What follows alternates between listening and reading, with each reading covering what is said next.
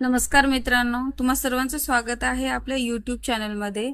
महाराष्ट्र राज्य शिक्षक पात्रता परीक्षा महा-TET याची तयारी आपण सुरू केलेली आहे. याचे मागील वर्षाचे PYQ सर्व प्रश्नपत्रिका आपण सॉल्व करून घेत आहोत आपल्या YouTube चॅनलवरती. मागच्या व्हिडिओमध्ये आपण 2021 ची प्रश्नपत्रिका सॉल्व केलेल्या. आता सुरू करणार आहोत 2020 च्या प्रश्नपत्रिका. हा आहे पेपर 1 जो की आपण सुरू करणार आहोत. आणि त्यापूर्वी मित्रांनो, तुम्हाला जर वाटत असेल की ही सिरीज PYQs बघून खरंच तुम्हाला जर मदत होत असेल तर व्हिडिओ शेवटपर्यंत बघा. आणि ज्यांना कुणाला जर वाटत असेल की हे बोरिंग आहे किंवा हे हिला वाचता येत नाही व्यवस्थित, असे कमेंट करण्यापेक्षा तुम्ही तुमचा टाइम वेस्ट नका करू. इथे तुम्ही दुसरे व्हिडिओज बघा, त्या बाबतीत मला काही म्हणणं नाही. पण नेगेटिव्ह कमेंट नका करू. ज्यांना फायदा होतोय त्यांना बघू द्या. ओके, तर आजचा विषय आहे, आजचा पेपर आहे बालमानसशास्त्र आणि अध्यापनशास्त्राचा आपण पेपर सॉल्व करून घेणार आहोत. आणि त्याची प्रश्नपत्रिका बघा मित्रांनो. 2020 ची प्रश्नपत्रिका आहे, पेपर 1 आहे. चला प्रश्नांना सुरुवात करूया. एखादा उद्दीपक अपूर्ण असेल तर त्याला पूर्णत्व आणण्याची मज्जा संस्था करते. उदाहरणार्थ EDN यामध्ये गाळलेल्या भागाचा विचार न करता आपल्याला पूर्ण अवबोध होतो.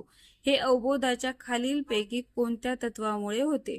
तर परीक्षा परिषदेने हा प्रश्न गाळलेला आहे एक्झाम मधून मित्रांनो. हा चुकीचा आहे म्हणून, पण याचं उत्तर जर धरलं तर सातत्य असं होऊ शकतं. ओके, नेक्स्ट प्रश्न बघा.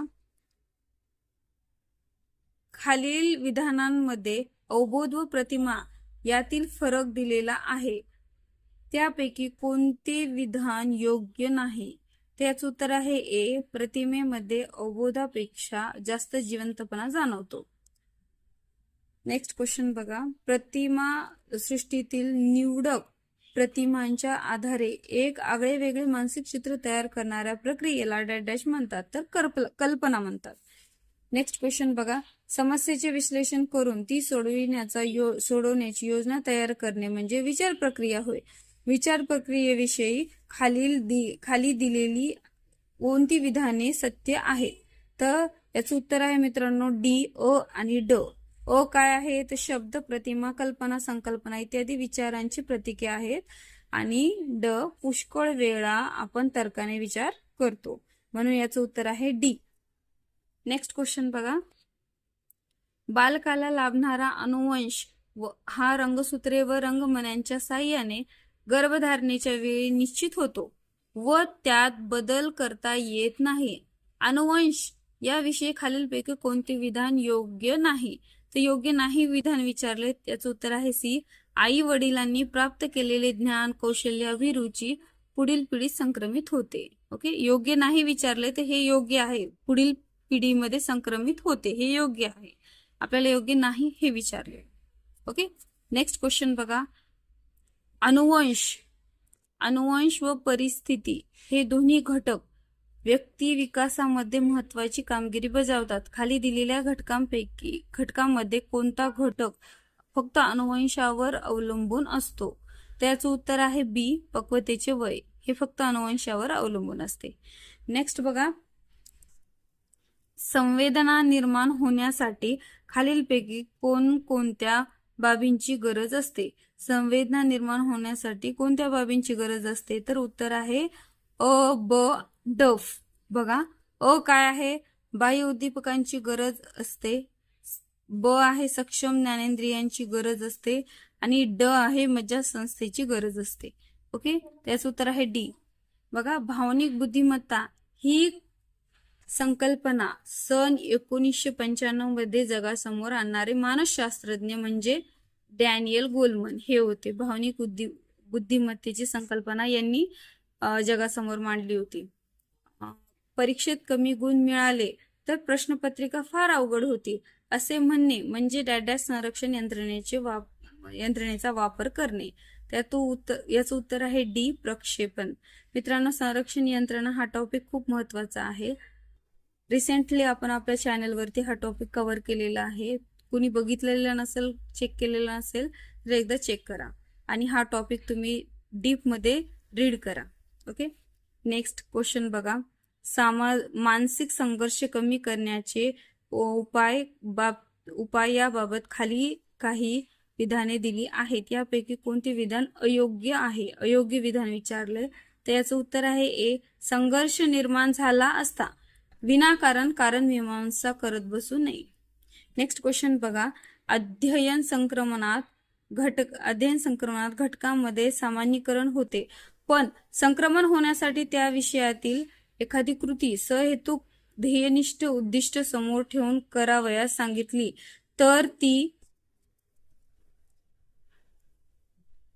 अधिक परिणामकारक होते. हे सहेतुक ध्येयनिष्ठ अध्ययन संक्रमण उत्पत्ती खालीलपैकी कोणत्या मानसशास्त्रज्ञांनी मांडली?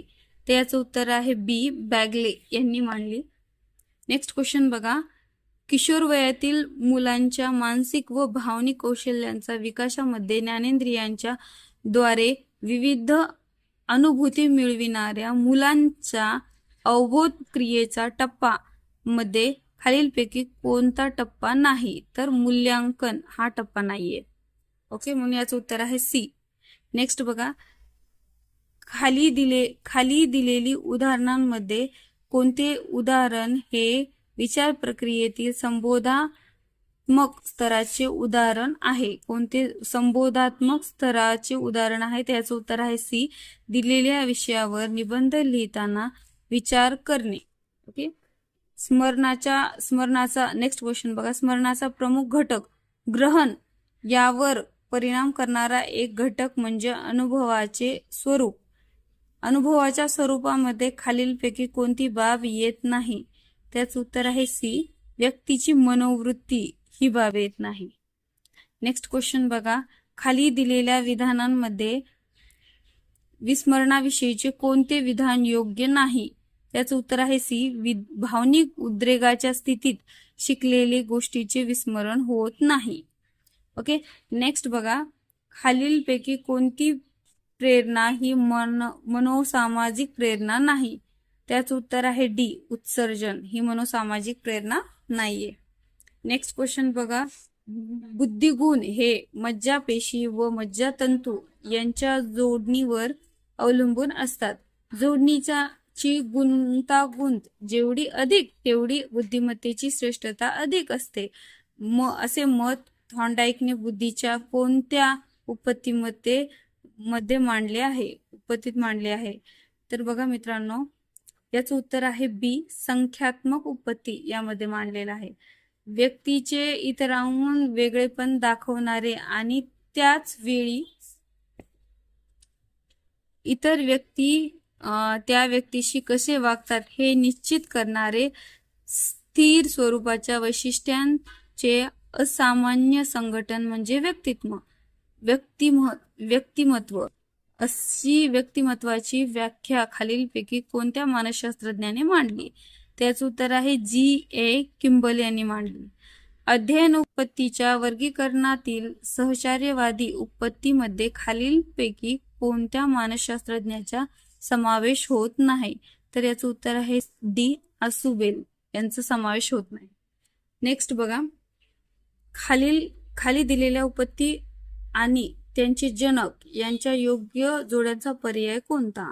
पॅव्लोव यांची अभिजात अभिसंधान उत्पत्ती, थॉर्नडाईक यांची सहसंबंध उत्पत्ती, कोहलर यांची मर्मदृष्टी मूलक उत्पत्ती, स्किनर यांची साधक अभिसंधान उत्पत्ती. याचं उत्तर आहे बी. ओके. नेक्स्ट बघा. अभ्रकाम मधील काही मूलभूत प्रतिक्षिप्त क्रिया व त्यांचे संभवनीय कार्य दिलेले असते. त्यांच्या योग्य जोड्यांचा बरोबर पर्याय कोणता? बघा. चकित होण्याची क्रिया करणे याचं उत्तर आहे ड. संरक्षण. पोहण्याची क्रिया करणे म्हणजे धोका टाळणे. मुळापासून डोके हलवणे म्हणजे अन्न सेवन. पाऊल टाकणे म्हणजे स्वावलंबन. याचं उत्तर आहे बी. ओके. नेक्स्ट बघा. वाचन अक्षमता असणाऱ्या विद्यार्थ्यांबाबत खालीलपैकी कोणती बाब अयोग्य आहे? त्याचं उत्तर आहे डी. कागदावर लक्ष केंद्रित करू शकतात, पण डावीकडून उजवीकडे वाचताना अवघड जाते. ओके, नेक्स्ट क्वेश्चन बघा मित्रांनो.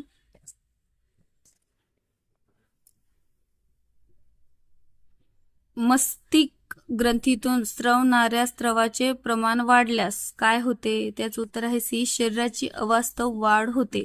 खाली दिलेल्या विधानांमध्ये कोणते विधान अध्ययनाचे वैशिष्ट्य दाखवते? त्याचं उत्तर आहे सी, अध्ययनामुळे आकलन हे वैशिष्ट्य दाखवते.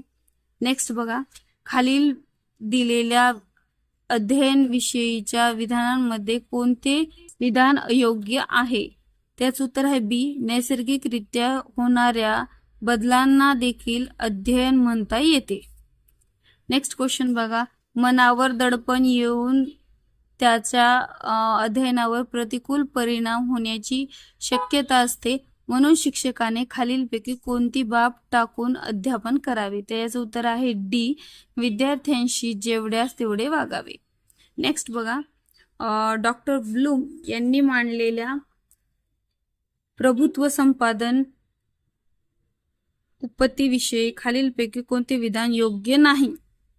त्याचं उत्तर आहे सी, हे उद्दिष्ट साध्य करण्यासाठी अध्ययनार्थ्याला किती वेळ लागला हे पाहिले पाहिजे. तर हे विधान योग्य नाहीये. अध्यापन परिणामकारक होण्यासाठी अध्यापन तत्वांचा वापर करणे आवश्यक असते. खाली दिलेल्या तत्वांमध्ये कोणते तत्व योग्य नाही? तर याचं उत्तर आहे डी, अध्यापन करताना घटकांचा जीवाशी, जीवनातल्या अनुभवांशी संबंध जोडणे अनावश्यक ठरते. हे अयोग्य आहे. संबंध जोडून शिक्षकांना समजून सांगावं लागतं अध्यापन करताना.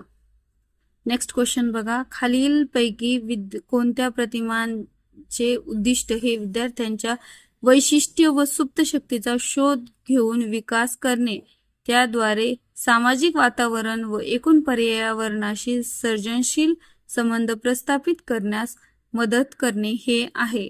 त्याचं उत्तर आहे ए, व्यक्तिगत विकास प्रतिमाने. नेक्स्ट क्वेश्चन बघा, व्यक्तीच्या अवबोधात्मक, ज्ञानात्मक, प्रेरणात्मक व भावनात्मक रचनेमध्ये विशिष्ट स्थितीला अथवा वातावरणाला अनुसरून जे वाचिक कारक भावात्मक पातळीवरती बदल होतात त्यांना अध्ययन म्हणतात. अशी अध्यापनाची व्याख्या खालीलपैकी कोणत्या मानसशास्त्रज्ञाने केली? त्याचं उत्तर आहे ए, फ्रान्सेन यांनी केली आहे. हा होता मानसशास्त्राचा पेपर, बालमानसशास्त्र आणि अध्यापनशास्त्राचा पेपर. ही प्रश्नपत्रिका होती 2020ची. ओके, व्हिडिओ आवडला असेल तर लाईक करा, शेअर करा आणि सबस्क्राईब करा. थँक्यू.